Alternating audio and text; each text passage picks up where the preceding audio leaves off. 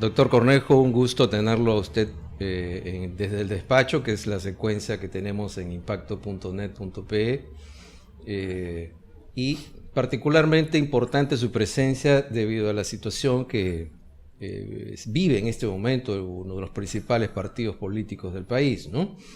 Luego de su participación en las elecciones municipales del 2014 y a la luz de los resultados de la primera vuelta, usted aparece como una figura importante en la recomposición de liderazgos y en la reestructuración del partido, ¿no? ¿Cómo está viviendo esta etapa atareada y seguramente de muchas inquietudes y preocupaciones? Con intensidad y con expectativa favorable. Creo que de toda dificultad hay que sacar una oportunidad. Y en el caso del Partido Aprista, en su trayectoria tan larga en la historia política republicana del Perú, han habido circunstancias también muy difíciles de las cuales ha sabido salir. Y eso ha ocurrido porque el Partido Aprista tiene una base sólida de fundamento ideológico que en su esencia no cambia. La justicia social, la democracia, la libertad, la integración, el frente único, son conceptos que están permanentes, son la esencia del movimiento, pero la habilidad que tuvo Haya de la Torre durante tanto tiempo cuando vivió fue adaptar esos pensamientos básicos a los nuevos espacios-tiempos que iban ocurriendo en el mundo y en el Perú. Y creo que esa es la tarea que corresponde hacer en este momento. O sea, no hay partida de defunción como algunos están tratando de extendérsela. Nuestros enemigos, adversarios políticos, siempre desean eso y siempre el partido se mantiene, pero sería un error pensar que por esa característica podemos mantenernos tal como estamos. ¿Qué hay que hacer? ¿Qué tareas hay que emprender de carácter urgente, digamos? Lo primero es reconocer que estamos en un problema. Y eso parece obvio, pero no lo es tanto.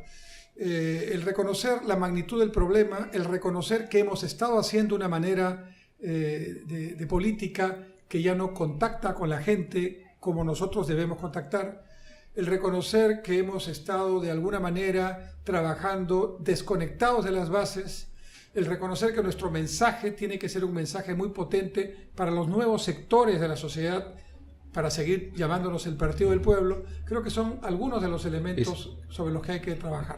¿Es un problema de carácter ideológico? ¿Es un problema de carácter organizativo? Yo diría que es más un problema organizativo. Ideológicamente tenemos que hacer algunas actualizaciones más programáticas que ideológicas. Sí, en lo ideológico creo que nos corresponde volver a ubicarnos en la izquierda democrática donde es nuestro espacio.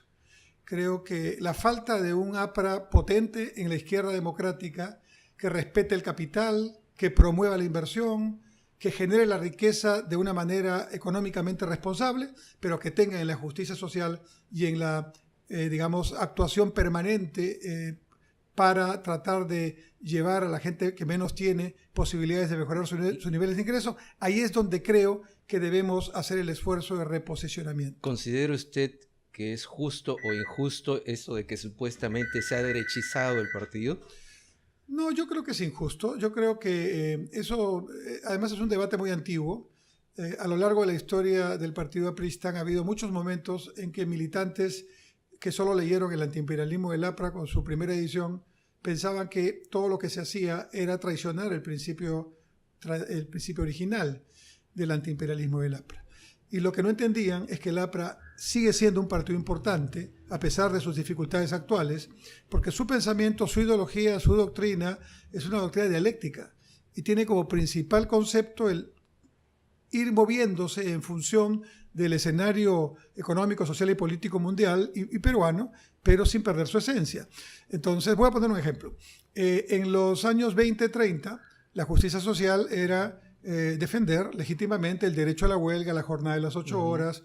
La justicia social era la búsqueda de la seguridad social, la educación gratuita, el voto de la mujer, la descentralización. Y hoy esos temas, algunos están ya logrados, siguen siendo importantes, pero hoy día la justicia social es garantizar un título de propiedad. La justicia social es un Wi-Fi gratuito como derecho. La justicia social es tener una educación de calidad y pertinente. La justicia social es una salud sin colas. La justicia social es tener un muro de contención, una pista de vereda, luz eléctrica. Entonces, el concepto sigue siendo básicamente el mismo, pero la aplicación del concepto al nuevo espacio-tiempo es la tarea que corresponde hacer. Pero no parecería que esos grandes principios ideológicos que dieron origen al APRA primero como movimiento continental y luego como partido, se han traducido ahora en este espacio-tiempo, o se estarían traduciendo en este espacio-tiempo como una especie de plataforma de solicitudes específicas de cosas diarias, cotidianas.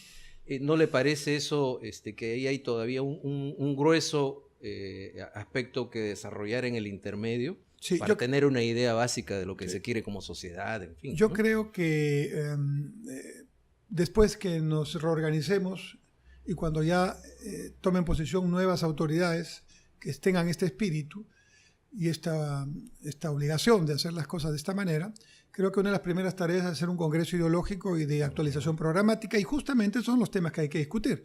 De manera general, yo digo, sí, Aya lo entendió perfectamente, ¿no? Cuando le hablaba de saber tratar con el capital extranjero, Aya lo entendía perfectamente cuando hizo esa frase tan importante, tan profunda y tan sencilla en su explicación para combatir la pobreza no hay que quitarle la riqueza al que la tiene, sino generar nueva riqueza para el que no la tiene. Y cuando también por los años 40 se adelantó a todos con el concepto moderno del costo de oportunidad y dijo, no solamente hay que evaluar el costo de hacer las cosas hoy, sino el costo de no hacerlas hoy. Y entonces eso le da pues a Aya, al aprismo, esta capacidad de poder sentarse y decir, ok, vamos a ver en este siglo XXI qué cosa es lo que tenemos que hacer. Por ejemplo, yo no concibo un partido aprista que se diga que tiene que ser moderno, que no esté conectado virtualmente como lo estamos haciendo nosotros. O sea, los locales del partido tendrían que estar conectados en una virtualidad básica que no es muy costosa y es absolutamente necesaria. En los últimos 25 años el Perú ha cambiado de una manera impresionante, ¿no? En todos los sentidos. En algunas cosas para bien, en algunas otras cosas no tanto para bien. Particularmente en el aspecto institucional y dentro de ello los partidos. Y hay dos conceptos básicos que tratan de recoger de manera un poco como paraguas esto y que dicen muchas cosas pero ocultan también otras. Y una es la informalidad y otra el emprendedurismo, ¿no? ¿Qué hacer para que el APRA incorpore, ¿no?, de manera adecuada estos dos conceptos y prácticas y ponerse al día en lo que es el país? Primero, entender que el Frente Único, que es nuestra diferencia sustantiva con la izquierda radical, que sigue buscando la lucha de clases, ¿verdad? Y que no ha resuelto sus problemas ideológicos después de la caída del muro. Nosotros, que no tenemos que resolver ningún problema ideológico, sino actualizar nuestros planteamientos a este escenario, tenemos que entender qué cosa es el Frente Único en este momento. Y el Frente Único en su inicio era pues un Frente Único de trabajadores obreros, industriales, textiles básicamente. Formales. Formales, y que reclamaban legítimamente derechos. Agricultores costeros de haciendas azucareras, ¿no? Clase media conformada básicamente por profesionales y empleados públicos. Era básicamente el pueblo en ese tiempo. Hoy, por supuesto que forman parte del pueblo también, pero en el sector laboral el 90% de la fuerza laboral no está sindicalizada y ni siquiera está legalmente considerada como una fuerza laboral como tal, son los llamados informales, y un grueso de los que hoy generan riqueza son empresarios, emprendedores pequeños e incluso medianos, pero que no están conectados a la red del Estado.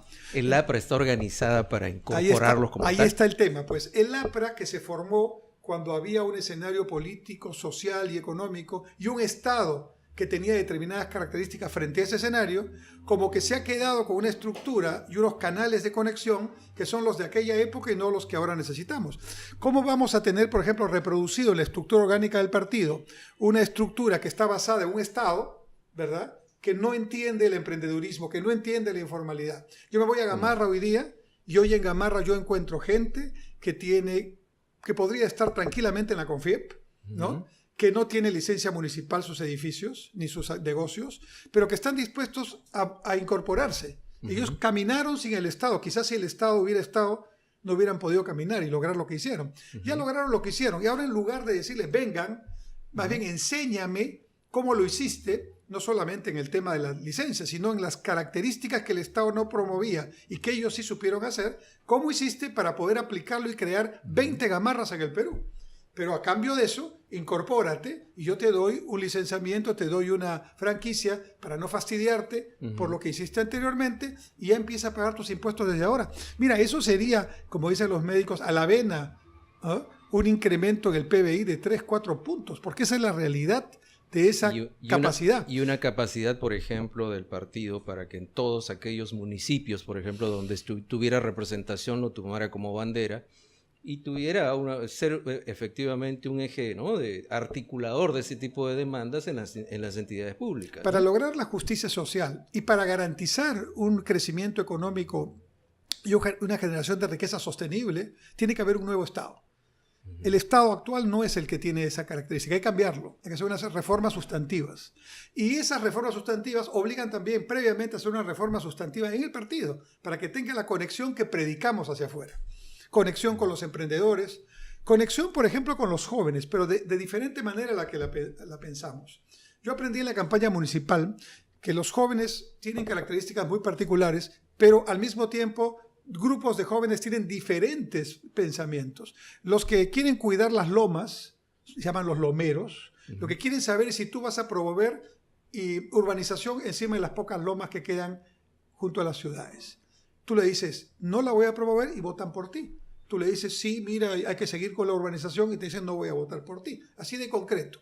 Hay otro grupo de jóvenes que están por el deporte. Hay otros grupos de jóvenes que son jóvenes que están vinculados a temas artístico-culturales. Hay otro grupo de jóvenes que no quieren que haya corrida de toros. Y te preguntan, ¿usted está de acuerdo con la corrida de toros? Tú dices, sí, no voy a votar por usted. Entonces, ¿cómo hacemos que la política siga siendo la macropolítica que da los grandes lineamientos? Esa es la responsabilidad fundamental de un partido, pero al mismo tiempo cómo nos conectamos con partículas. En el marketing, hace tiempo ya se pasó del marketing segmentado al marketing particularizado. La política también requiere hacer eso. Correlacional también. Claro, y correlacional. Y desde el punto de vista también del marketing, Cito Arellano, que de manera muy, muy adecuada ha hecho un planteamiento al mundo, no solo al Perú, de cambiar el criterio de segmentación. En lugar del A, B, C, D, E, que tiene un criterio básicamente económico, él plantea el de los estilos de vida. Y yo, parafraseando a Arellano, diría, ¿por qué desde un partido político no discutimos el plantear estilos políticos, estilos sociales? Y en base a esa estratificación trabajamos como partido, porque no hay una unidad. La población actual no es una unidad que tú le dices, mira, yo voy a lograr que haya más hospitales. Habrá un grupo que te sigue ahí, pero hay otros intereses que hay que considerar. Ahí está la dificultad de este tiempo. Bueno, menudo reto, para lo cual yo supongo el próximo congreso partidario, que creo que está citado para el mes de julio. 7 de julio. 7 de julio, ¿no? Iniciará pues las bases, ¿no? Para todos aquellos cambios orgánicos y de ajustes ideológicos. Sí, el Congreso no creo que tenga tiempo para tanto, pero hará 3 cosas. Esa es la expectativa de la militancia. Primero, hará un análisis sereno, en unidad, en fraternidad, pero en autocrítica también de lo que pasó. Y producto de ese análisis tendrán que venir las propuestas de correctivos organizativos estructurales. Y esos correctivos tendrán que ir a un cambio en el estatuto, que también tendrá el mandato del Congreso de hacerlos. Y como producto de esa circunstancia vendrá el nombramiento por votación de los apristas de las nuevas autoridades. Creo que ahí terminará la tarea del Congreso. Ahora, ese Congreso y sobre todo esas autoridades tienen que crear las condiciones para el trabajo que estamos hablando, que tiene por supuesto desafíos muy importantes. Y yo digo, manteniendo la esencia, modernizar el partido y hacer prácticas más horizontales, de mayor escucha y de intercambio con la militancia y la población, y como consecuencia de eso, con propuestas que sean propuestas también novedosas, políticamente hablando.